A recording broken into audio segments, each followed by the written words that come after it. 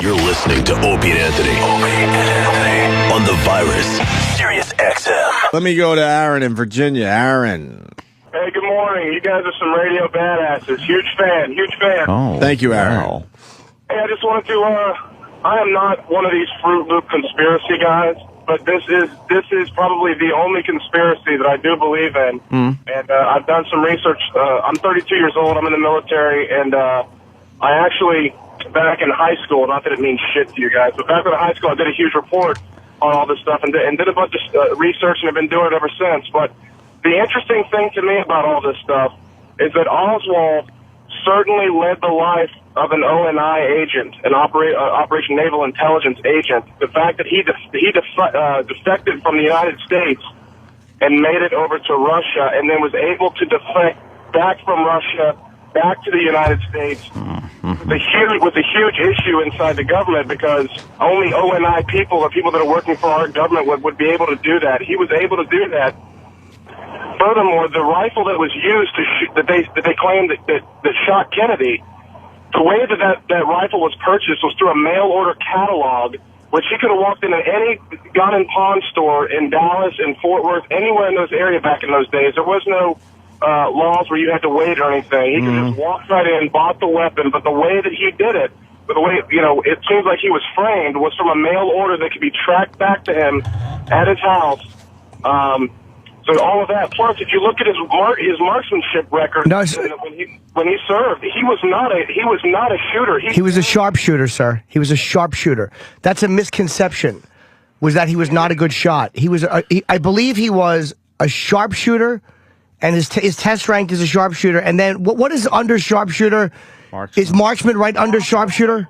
Yes. Because at one point in the military, he classified as a sharpshooter, and then as he left the military, he classified as a marksman, and that was testified to. I forget the guy's name who was his commanding officer in the Marine Corps, but that's on his record. Okay, I'm not going to argue with that. You may know that, but I know from what I have read and what I had seen. I could be wrong, so if you may win that argument. But yeah, I think honestly, I always thought that too, and I think it's just a very common. It's one of those things that I think has kind of been passed down.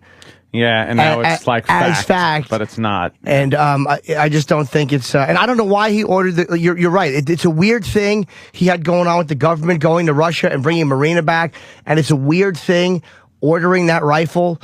But don't forget, he had also, I believe, tried to assassinate another public figure. There was, I forget who it was. You might, a sheriff. There was some other guy he had tried to assassinate. Do you know who that was? It was an accusation. It was the guy of the government, the libertarian government of Cuba, something like that. No. It was a guy in the States. It was, can you, maybe Danny could Google. It was a guy that represented the libertarian government of Cuba, but he lived in New Orleans at the time. And I remember that they were talking about a huge plot assassination on the guy's life or something like that, because he got into an argument with him on the streets. Right. Oswald actually took a shot at somebody. Yeah, I don't know anything about that. Into their window. General Walker was the guy's name. It was on April 10th of 1963. Oswald attempted to kill retired U.S. Major General Edwin Walker. He's an outspoken anti-communist, segregationist, and member of the John Birch Society. And the grand jury, Oswald purchases a. I'm sorry. I'm just reading. I'm making sure they're not going to the JFK thing. Yeah. He fired at Walker through a window from less than 100 feet away. As Walker sat at a desk at home, the bullet struck the window frame, and Walker's only injury was a bullet fragment to the forearm.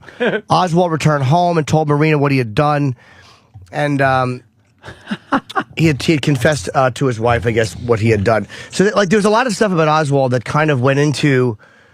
He did have the personality of this little small man who would do this. Yeah. And it's like, even though it does look kind of fishy, my question is, why would, like, all these things that are so obvious, especially his government connection, is if he was being used, why would they use a guy that had defected to Russia and back? I mean, it doesn't make sense. Yeah. Or why not have a better plan for him? Why would you just say, like, okay, run out of here, get out of here, and then go home? Why not just have him picked up and taken somewhere? He took the bus.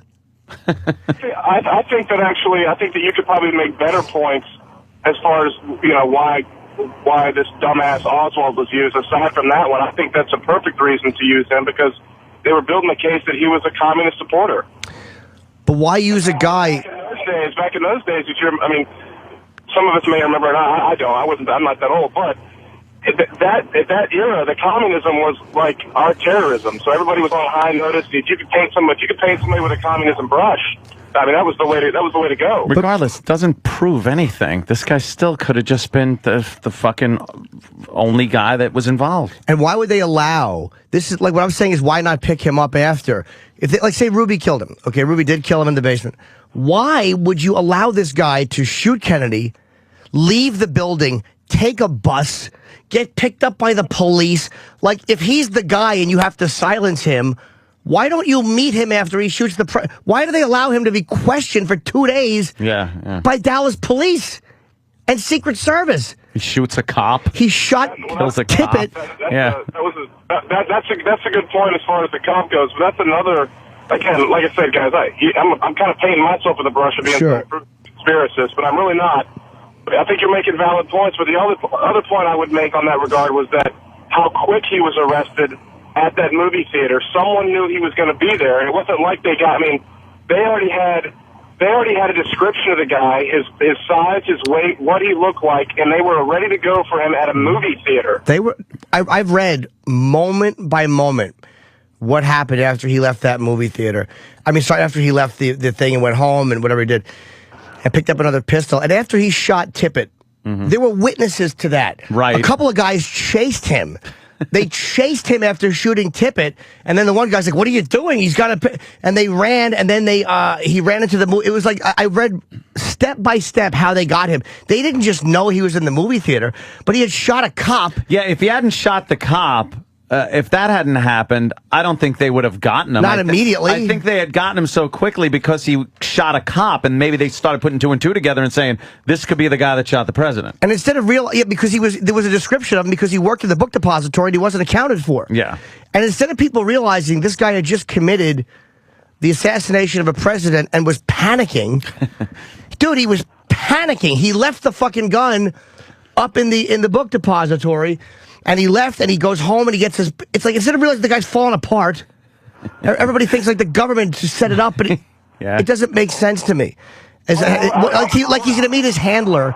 Like they're going to say to Oswald, okay, go to the movie theater and meet your handler so you can, talk about the assassination in a movie theater? Yeah. Why wouldn't you just pick him up? Some popcorn.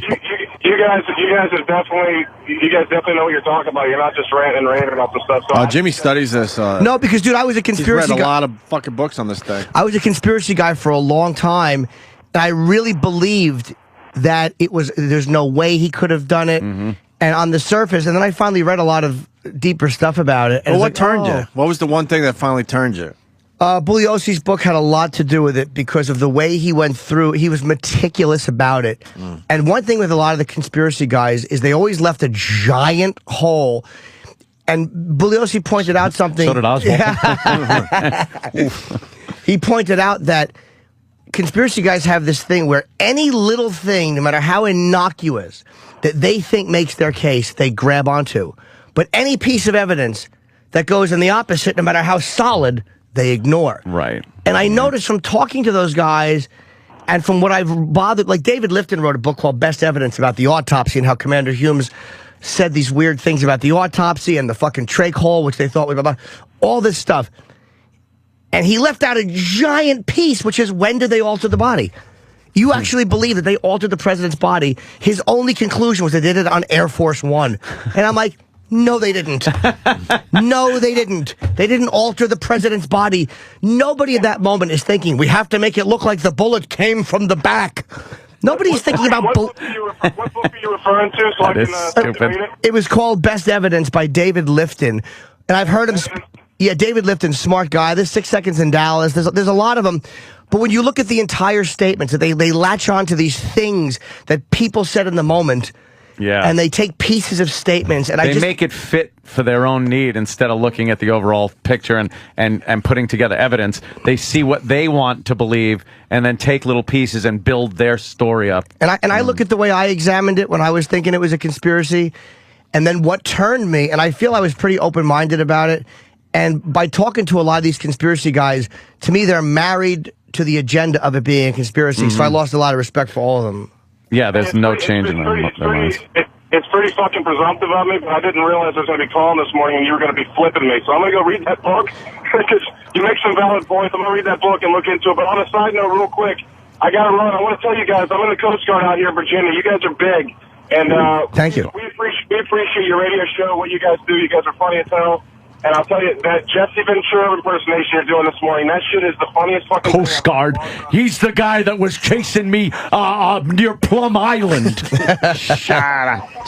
Hey, the book, by the way, that I'm talking about to read is Reclaiming History by Bugliosi. About 1,200 pages. Wow. That Reclaiming History, and I think it's an 07. He investigated it for 20 years.